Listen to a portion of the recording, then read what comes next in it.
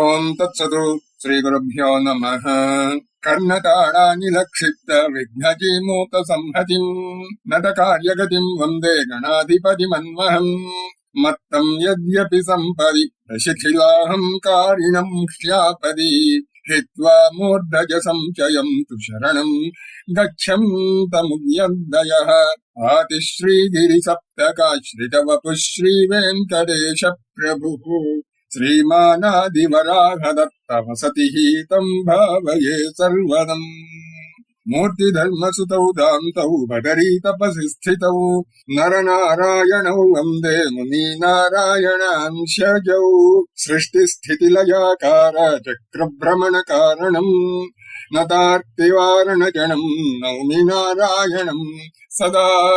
సమస్తోపనిషత్సార క్షీరపూర్ణ నిజోదరం నరం వందే నరవరం నారాయణసి హృత్పరం. యమప్రాప్య నివర్తంతే వచాంసి మనసా సహ తస్య లీలాం వర్ణయంతీమంబాం వాణీముపాస్మహే. వేదాన్ విభజ్య సూత్రాణి పురాణాని విరచ్య చ ధర్మ త్రిపథగాం పృథ్వ్యాం చాలయంతం మునిం నుమః. అత్రిమూర్త్యాత్మకత్వేన కేవలం భానుసన్నిభః అప్యజ్ఞతాం ధ్యనాశేన న్యస్తం గురుమహం భజే. ఓం తత్సతు. శ్రీ గురుభ్యో నమః.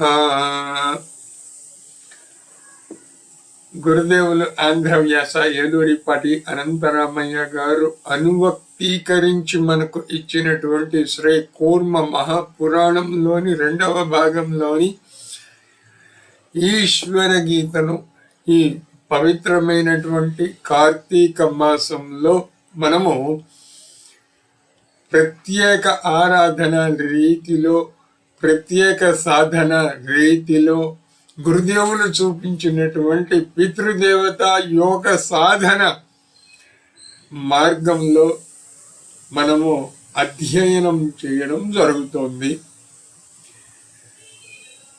ఈరోజు 4వ అధ్యాయం మొత్తము కూడా మనము పూర్తి చేసి ఆ తర్వాత ఉన్నటువంటి 5వ అధ్యాయంలో ఒక శ్లోకమును మనము చదువుతాము.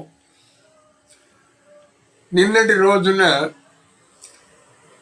త్రిమూర్తులు అని చెప్పని అన్నప్పుడు బ్రహ్మ, విష్ణు, మహేశ్వరులు అనేటువంటి ముగ్గురులో బ్రహ్మ, విష్ణువు, దుర్గాదేవి శక్తిని 3వ స్థానంలో ఇచ్చి తాను ఈ ముగ్గురికు అధిదేవత లేకపోతే పరమాత్మ స్వరూపంగా పరమేశ్వరుడు నిలిచిన విధానాన్ని చూశాం.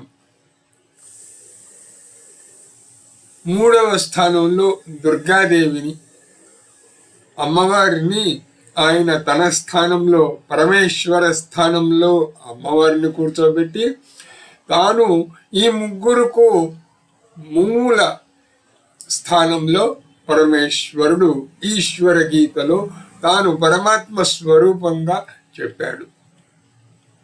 ఇది ఈ కారణము చేత ఆ పరమేశ్వరుణ్ణి మనము పరమాత్మగా, ఆ అవ్యక్త స్వరూపుడుగా, మహార్ణవ స్వరూపంగా, రంగు, రుచి, వాసన ఇత్యాదులు ఏమీ లేనటువంటి బ్రహ్మ పదార్థంగా మనము గుర్తించటం, తెలుసుకోవడం జరిగింది.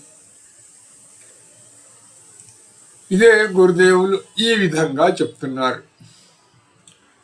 దీని తర్వాత సర్వతత్వాలలోనూ పరమేష్ఠి, పరముడైనందున ఆయనకు మహత్వం, నిర్మల మహాభగవానుడు బ్రహ్మమయుడైనందున బ్రహ్మ అనబడుతున్నాడు. ఇక్కడ పరమేష్ఠి అనేటువంటిది స్వామి మనకు పరిచయం చేస్తున్నాడు. గురుదేవులకు కూడా పురాణ పరమేష్ఠి అనేటువంటి బిరుదము ఉండేది. కనుక ఈ పరమేష్ఠి అనేటువంటి అతనికి బ్రహ్మత్వం ఎలా వచ్చింది అని అంటే నా వల్లనే వచ్చింది అని మహేశ్వరుడు చెప్తున్నాడు.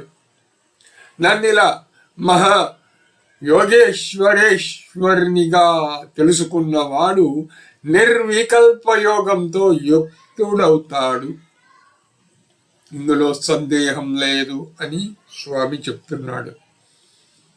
నిర్వికల్ప యోగ సమాధి అని అంటారు. స్వామి ఇక్కడ పరిచయం చేస్తున్నాడు మనకు. ఎవరు ఎలా వస్తుంది అని అంటే, ఎవరికి ఎలా వస్తుంది అని అంటే, ఎవరైతే ఆ పరమేశ్వరేశ్వరుణ్ణి, ఇక్కడ రెండు విశేషణాలు ఈశ్వర గీతలో, మరి ఆయన ఈశ్వరుడు, ఈశ్వరునికి ఈశ్వరుడు కనుకనే త్రిమూర్తి స్థానం అమ్మవారికి ఇచ్చి తాను ఆ మహేశ్వరేశ్వర స్థానంలో కూర్చున్నాడు. ఆ మహేశ్వరేశ్వర స్థానంలో ఉన్నటువంటి ఆయన్ను ఎవరైతే తెలుసుకుంటారో వారు నిర్వికల్ప, వికల్ప అనేటువంటి పదములకు చాలా అర్థాలు ఉన్నాయి. అంటే ఎటువంటి ఆలోచనలు లేనివంటి వాడు, ఎటువంటి సందేహములు లేనటువంటి వాడు ఇత్యాదులన్నీ వస్తాయి. నిర్వికల్ప, నిర్ అని అంటే నెగిటివ్, లేనిది. వికల్ప అని చెప్పానంటే వికల్పములు, వికల్పములు లేని సమాధి యోగ స్థితి కదా, నిశ్చలమైనటువంటి స్థితికి వెళ్తాడు. ఎందుకని? ఆలోచనలు ఎవరికి ఉంటాయో, ఆందోళనలు ఎవరికి ఉంటాయో, ఎవరికైతే ఈ తరంగములు మనో సరస్సులో ఉంటాయో వాళ్ళు ఈ ప్రపంచంలోనే ఉంటారు. ఎవరి అంతరంగమైతే తరంగములు లేకుండా నిశ్చలంగా ఉంటుందో అందులో ఆ పరమాత్మ ప్రతిబింబిస్తాడు. కనుక ఎవరైతే ఈ నిర్వికల్ప సమాధి గతుడవుతాడో అతడు పరమేశ్వరేశ్వరుణ్ణి తెలుసుకుంటాడు. ఇందులో సందేహం లేదని గ్యారంటీ కూడా స్వామి మనకు ఇచ్చాడు. ఇందులో ఎటువంటి సందేహము లేదు మీకు. Yes, you will get it అన్నట్టుగా స్వామి మనకు ఇది చెప్పాడు. 32వ శ్లోకంలో మనకు సోవికల్పేన యోగేన యుజ్యతే న అత్ర సంశయః, నాత్ర సంశయః, న అత్ర సంశయః. అందులో ఎటువంటి సందేహము పెట్టుకోవద్దు. యో మామేవం విజానాతి మహాయోగేశ్వరేశ్వరం, ఈశ్వరేశ్వరం, మహాయోగేశ్వరేశ్వరం. యోగేశ్వర, మహాయోగేశ్వర, మహాయోగేశ్వరేశ్వర అని ఆయన్ని ఎవరైతే తెలుసుకుంటారో వాళ్ళు ఈ నిర్వికల్ప సమాధి స్థితికి చేరుకుంటారు అని ఇక్కడ చెప్తున్నాడు స్వామి. ప్రేరకుడు ఎవరు అనేటువంటిది చెప్తున్నాడు.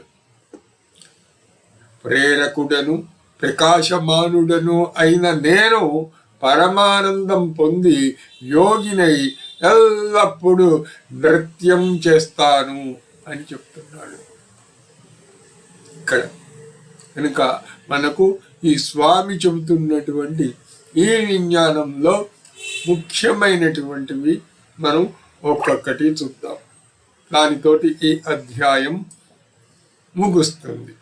కనుక నిన్నటి నుంచి ప్రారంభించి ఇప్పుడు చెప్పుకున్నంత వరకు వద్దాం. స్వామి నిన్న మనకు 23వ శ్లోకం వరకు ఆ త్రిమూర్తుల గురించి చెప్పాడు. ఇక తర్వాత నన్ను కొందరు ధ్యానంతోనూ, మరికొందరు జ్ఞానంతోనూ, ఇంకొందరు భక్తి యోగంతోనూ, వేరొకొందరు కర్మయోగంతోనూ దర్శిస్తారు. ఎన్ని దర్శనములు ఉన్నాయి అనేటువంటిది ఇక్కడ చెప్తున్నాడు స్వామి. ధ్యానం అంటే యోగ మార్గం, జ్ఞానం జ్ఞాన మార్గం, భక్తి మార్గం, కర్మ మార్గం. మనము వీటిల్ని భగవద్గీతలో కూడా చూసాం. ఇక్కడ కూడా మనకు పరిచయం చేస్తున్నాడు. యోగ మార్గము అంటే ధ్యానం ద్వారా ఈ కుంభకములు, రేచకములు, ఇంకొకటి అని చెప్పనని ఆ సమాధి స్థితికి వెళుతూ వీర్యాన్ని పైకి లాక్కుని ఊర్ధ్వగతమై ఎడా పింగళ నాడులు, సహస్రారం, కమలం ఇలాంటివన్నీ ధ్యాన మార్గములకు సంబంధించినవి. చాలా కష్టం స్వామి. హఠయోగం, ఆ యోగం, ఈ యోగం అని చెప్పని అంటారు. చాలా కష్టం. ఎందుకు హాయిగా రామకృష్ణ అనుకుంటూ ఉంటే చాలా అని చెప్పినానంటే అది భక్తి యోగం అవుతుంది. నాకు కృష్ణుడు అంటే చాలా ఇష్టం, నాకు రాముడు అంటే చాలా ఇష్టం, నాకు పరమేశ్వరుడు అంటే మహా మహా మహా మహా ఇష్టం. లేదు ఆ రాధతో నాట్యం చేసే కృష్ణుడంటే ఇష్టం, లేదు అయ్యప్ప అంటే ఇష్టం. ఓకే, అవన్నీ కూడా మనకు అర్చామూర్తుల రూపంలో, అర్చన విధానంలో, సాకార రూపముల్లో చేసేటువంటిది భక్తి యోగం, భక్తి మార్గం. ఇవన్నీ ఎందుకు? ఉన్నది ఒకటే రూపం, ఒకటే పరమాత్మ. జ్ఞాన మార్గంలో వెళ్దాం. ఎంతసేపు కూర్చుని జపం చేస్తాం, ఇంకొకటి. అసలు నేను ఎక్కడి నుంచి వచ్చాను, ఎక్కడి నుంచి ఈ ప్రపంచం వచ్చింది, ఈ ప్రపంచం ఎక్కడికి వెళుతోంది, దీన్ని సృష్టించిన వాడు ఎవడు, వాడెక్కడున్నాడు, ఇలా లెట్ మీ సెర్చ్ అని నువ్వు ఒక శాస్త్రవేత్తగాను లేకపోతే ఒక పరిశోధకుడిగాను శోధిస్తూ ఉంటే అది జ్ఞాన మార్గం అవుతుంది. సో ప్రతిదాన్ని వాట్ ఈజ్ వాట్ అనేటువంటిది మనం కనుక్కుంటూ ఏది ఏమిటో తెలుసుకుంటూ నడిచే మార్గం జ్ఞాన మార్గం. ఎంతసేపు ఆ బుర్ర పెట్టుకుని ఆలోచిస్తావు, నన్ను పనులు చేస్తూ ఉంటే అదే నీకు తెలుస్తూ ఉంటుంది. కనుక పని రాక్షసులు అని అంటారే, ఆ మాదిరిగా నువ్వు పనులు చేస్తూ ఉంటే ఆటోమేటిక్గానే అన్నీ వస్తాయి. జ్ఞానం వస్తుంది, భక్తి వస్తుంది, యోగం వస్తుంది, అన్నీ వస్తాయి. ముక్కు మూసుకొని కూర్చుంటే ఏమొస్తుంది, ముద్దలా వస్తుంది అని చెప్పని అనేవాళ్ళు ఉన్నారు. వాళ్ళు కర్మయోగులు, కర్మ మార్గం అనుసరించేవాళ్ళు. వీళ్ళ గురించి ఒక కథ ఉంది, చందమామ కథ. ఒక ఇంటికి ముష్టాడు వెళ్తే ఇంటి ఆయన అన్నట్ట 3 జన్మల ముష్టాడు వచ్చాడు, వాడికి ముద్దవే అన్నట్ట పెళ్ళాన్ని.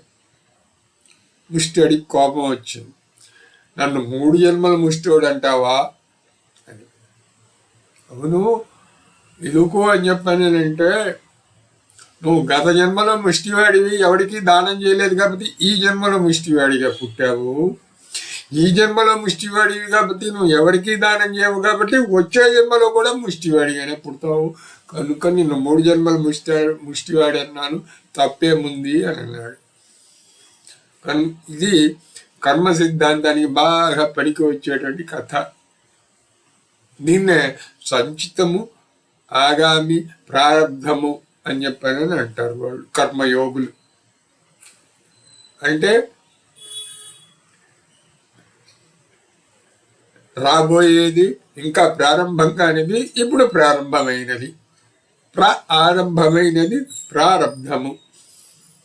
కనుక కర్మయోగులు అంటే ఇప్పుడు స్వామి మొత్తం మనకు 4 చెప్పాడు. యోగ మార్గము, భక్తి మార్గము, జ్ఞాన మార్గము, కర్మ మార్గము. ఈ 4 మార్గాలు. ఈ భక్తులందరిలోనూ నాకు ఈ మార్గములన్నింటిలోనూ భక్తి మార్గంలో కన్నా జ్ఞానంతో నన్ను నిత్యము ఆనందింపజేసేవాడు నాకు ఇష్టడు. ఎన్నో మతాలు వచ్చి పుట్టి పోయాయి. హిందూ మతం మాత్రం ఎందుకని నిలిచి ఉంది అని అంటే ఈ ఒక్క శ్లోకం వల్ల. మిగిలిన మతాలకు హిందూ ధర్మానికి ఉన్నటువంటిది ఏంటంటే యోహి జ్ఞానేన మాం నిత్యమారాధయతి న అన్యథా సర్వేషామేవ భక్తానాం ఇష్టః ప్రియతమో మమ.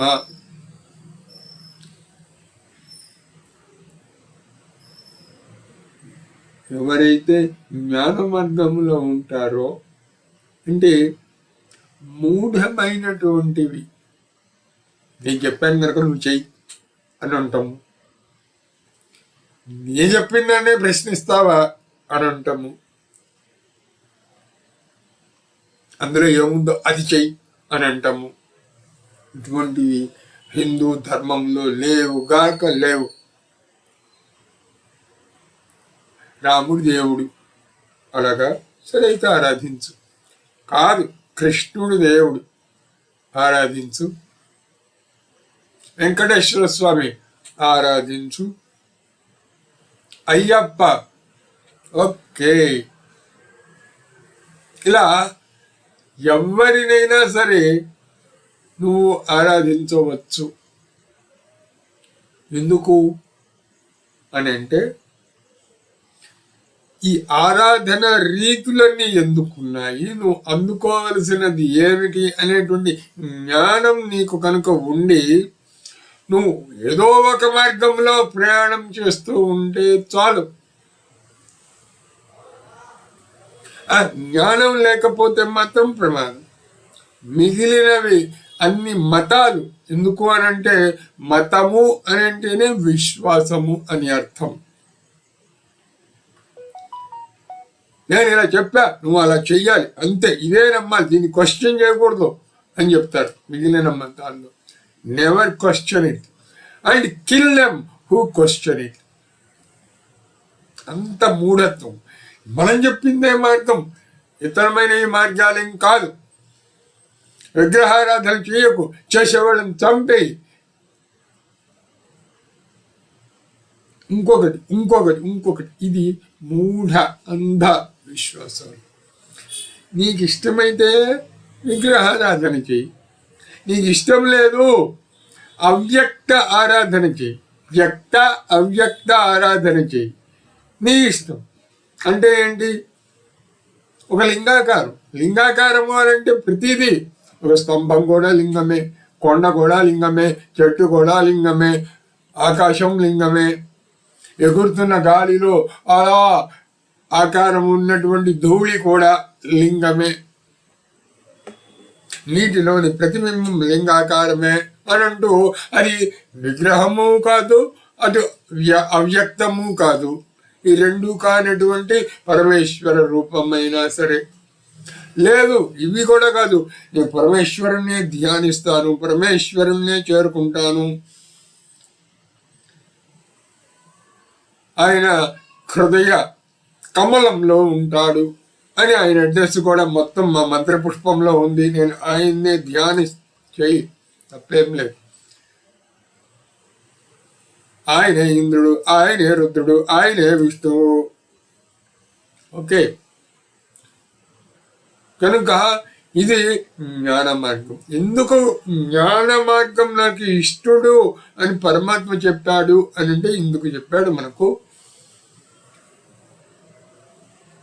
ఇంకొక లాగున కాదు, నా అన్యథ అని కూడా స్పష్టంగా చెప్పాడు. ఇక్కడ కుండ బద్దలు కొట్టి అని అంటాం కదా, అలా అన్ని మార్గాల్లోనూ. అంటే ఏంటి?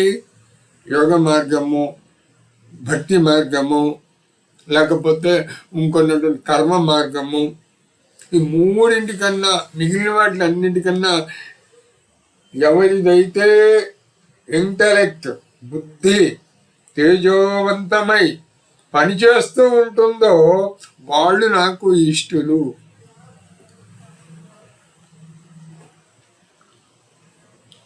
ఏనుగు కూడా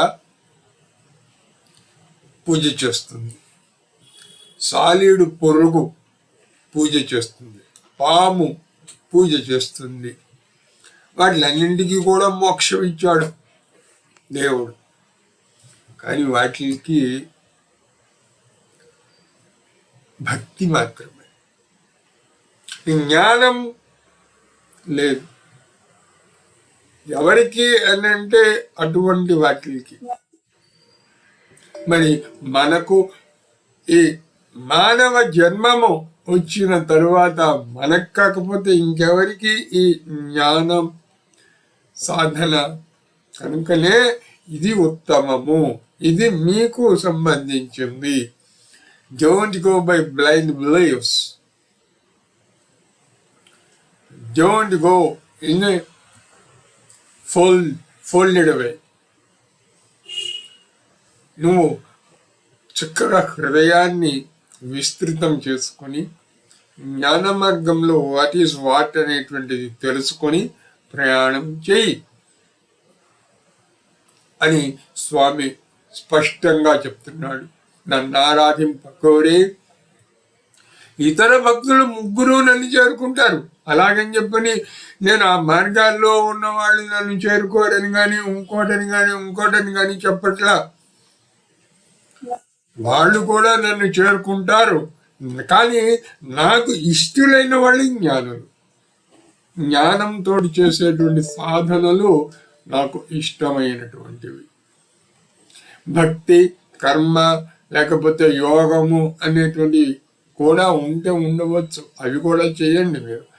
నీకు అది ఇష్టమయ్యి నేను ఆ మార్గంలో వెళ్తాను అని అంటే yes, there is a way to reach me and you can reach.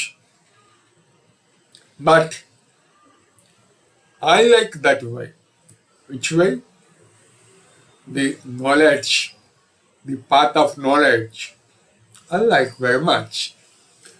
ప్రధాన పురుష స్వరూపమైన ఈ విశ్వమంతా నేను వ్యాపించినదే, నాలోనే ఉన్నది ఈ జగత్తు, నేనే ప్రేరేపిస్తున్నాను.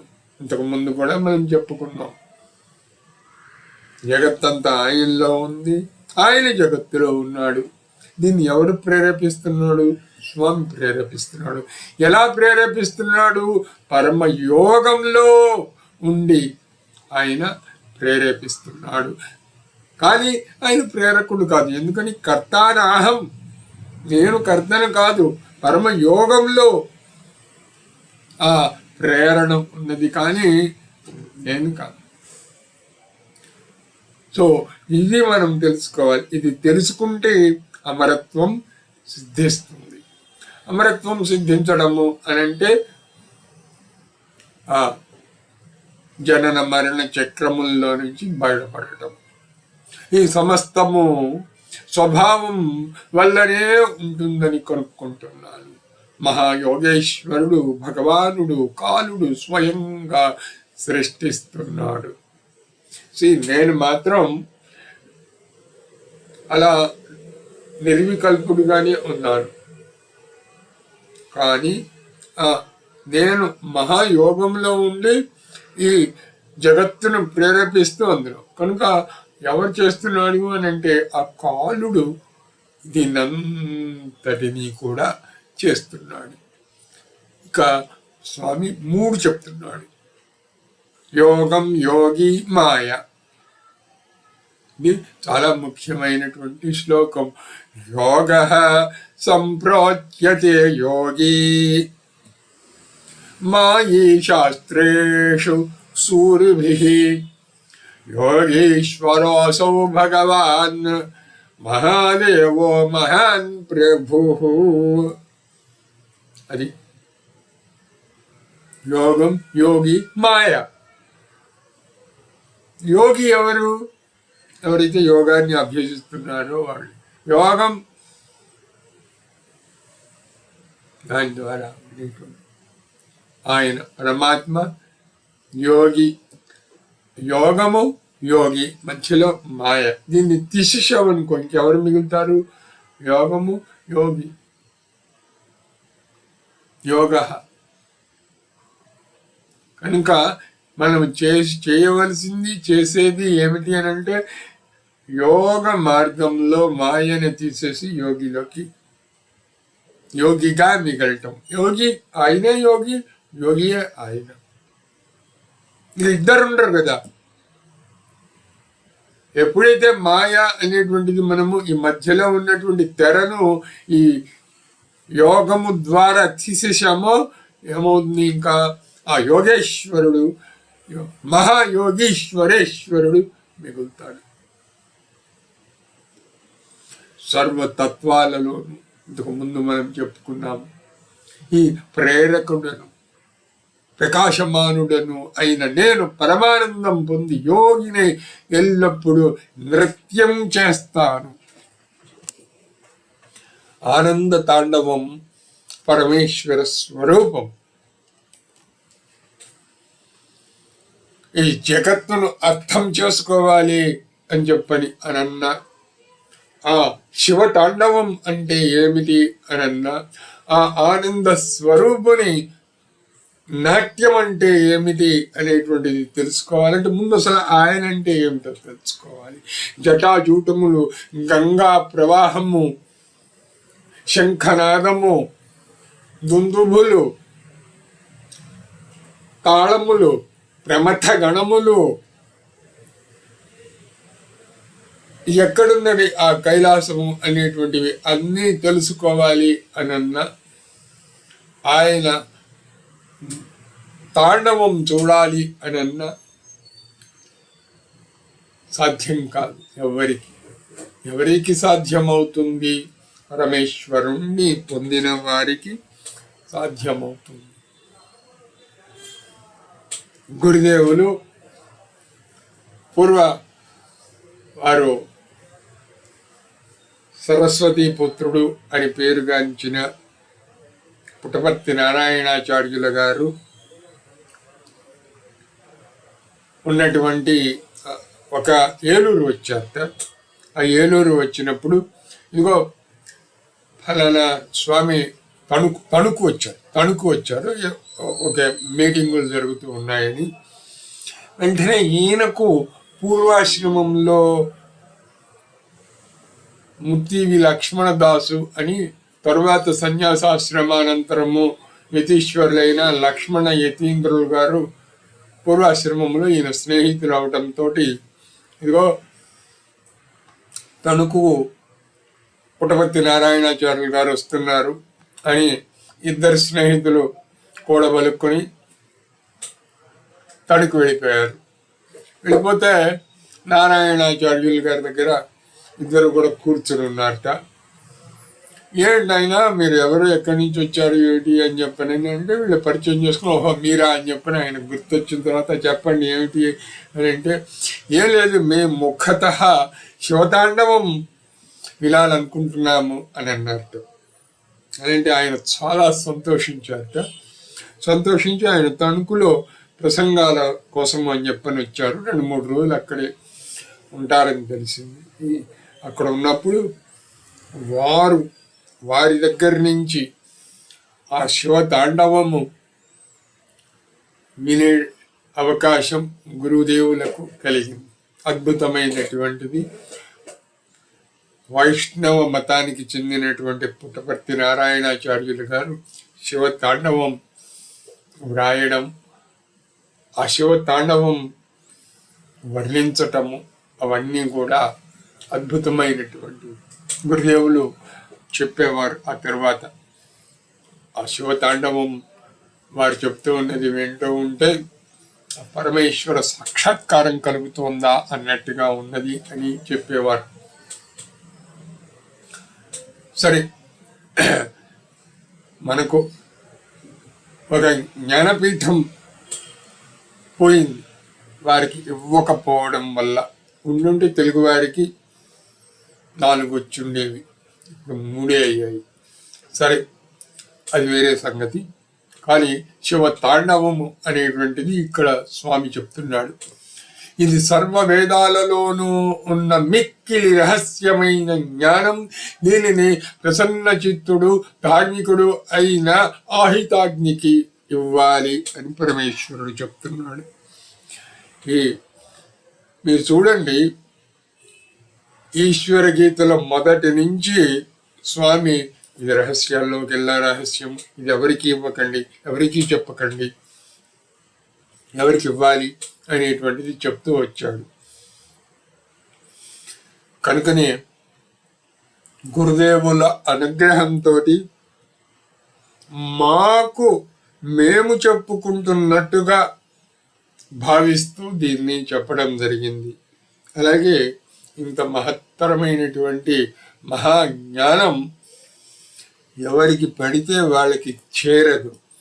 ఇది సోషల్ మీడియాలో అందరికీ అందుబాటులో ఉంచిన ఇందులో ఉన్నటువంటి నాలెడ్జ్ని అర్థం చేసుకోవాలని ప్రయత్నించటము, అర్థం చేసుకోవడము, అర్థం చేసుకున్న దాన్ని జీర్ణించుకోవడము, జీర్ణించుకున్న దాన్ని అనుభవంలోనికి తెచ్చుకోవడము ఒక్క జన్మలో అయ్యేది కాదు. కొన్ని వేల, వందల, కోట్ల జన్మల కృషి చేయాల్సి ఉంటుంది. కనుకనే ఆ పరమేశ్వరుడే ఎవరెవరికి ఇది ప్రసాదించాలో వారికి అందచేయమని కోరుతూ దీన్ని ఇవ్వడం జరుగుతోంది. ముఖ్యంగా ఈ 4 అధ్యాయాలు ఈ నెల రోజుల పాటు ఎవరైతే ప్రతిరోజు వచ్చి లేదా సాధ్యమైనన్ని రోజులు వచ్చి కార్తీక మాసంలో పరమేశ్వరుడు చెప్పినటువంటి ఏ రహస్యాల్లోకెల్లా రహస్యమైనటువంటిది సాధన చేయడానికి ప్రయత్నించారో మీరు సామాన్యులు కారు. ఏదో జన్మ విశేషం వల్ల ఈ సాధనలోని రహస్యములు తెలుసుకోవడానికి ప్రయత్నించారు. ఈ శ్లోకముతోటి 4వ అధ్యాయము పరిసమాప్తమయ్యింది. ఇక 5వ శ్లోకము 5వ అధ్యాయంలోని మొదటి శ్లోకం కూడా చెప్పుకొని ఈ గీతను మనము నిరవధికంగా వాయిదా వేద్దాం. ఇంతవరకు చెప్పిన భగవానుడు యోగి పరమేశ్వరుడు ఈశ్వర సంబంధమైన పరమభావం ప్రదర్శిస్తూ నాట్యం చేశాడు అని 5వ శ్లోకం 5వ అధ్యాయంలోని మొదటి శ్లోకం ఇది చెప్పుకొని ఈ కార్తీక మాస సాధనను మనము మరలా వచ్చే ఏడాదికి వాయిదా వేద్దాం. ఇవన్నీ కూడా బ్రహ్మ విద్యలు, వీటిల్ని అయిపోయింది అని చెప్పకూడదు. కనుకనే 5వ అధ్యాయంలోని మొదటి శ్లోకం చెప్పుకొని మనము ఈ కార్తీక మాస కార్తీక మాసాన్ని మనము ఇక్కడితోటి ఆపి మరలా కార్తీక సాధనను వచ్చే ఏడాదికి వాయిదా వేస్తున్నాము. ఇక మరి 11 అధ్యాయాలు ఉన్నటువంటి ఈశ్వర గీతను మనము వచ్చే మాసం నుంచి కూడా కొనసాగిస్తున్నాము. అది బ్రహ్మ విద్యోపాసనలో భాగంగా సాగుతుంది. దానికి తేడా ఏంటనంటే ఇవన్నీ వేదపరమైనటువంటి సాధనలు కనుక వీటికి కొన్ని నియమ నిబంధనలు ఉన్నాయి. అంటే అనధ్యయన రోజులు అని చెప్పని ఉంటాయి. అష్టములు 2 అష్టములు, శుక్ల కృష్ణ అష్టములు 2. అలాగే పౌర్ణమి ముందు రోజు వెనకాల రోజు, అమావాస్య ముందు రోజు వెనకాల రోజు, ఈ 8 రోజులు అనధ్యయన రోజులు కనుక వాటిని పాటిస్తూ ఈ మిగిలిన ఈశ్వర గీతను వచ్చే మాసము నుంచి మనము ప్రారంభిస్తాము. అది మీకు ముందుగా చెప్తాను. బహుశా బుధవారం నుంచి దీన్ని కొనసాగిస్తాము. కనుక అందరూ కూడా దానిలో సాధనను చేస్తూ ఉండండి. వాటిని గురుదేవుల వాణిని ఈ శరీరము నుంచి వాక్కు రూపంలో మీకు చెబుతూ నేను కూడా తెలుసుకోవాలని ఆ పరమేశ్వర గీతను మీకు చెబుతున్న కారణము చేత 1కి 10 సార్లు అధ్యయనం చేసే అవకాశం మాకు ఇవ్వాలని గురుదేవులను ప్రార్థిద్దాము. ఓం తత్సతు. పరమేశ్వరార్పణమస్తు. ఓం సహనా భవతు, సహనౌ భునక్తు, సహ వీర్యం కరవావహై, తేజస్వినావధీతమస్తు మా విద్విషావహై. ఓం శాంతి శాంతి శాంతి అని శాంతి మంత్రముతోటి గురుదేవులను ప్రార్థిద్దాము. ఓం తత్సతు. పరమేశ్వరార్పణమస్తు.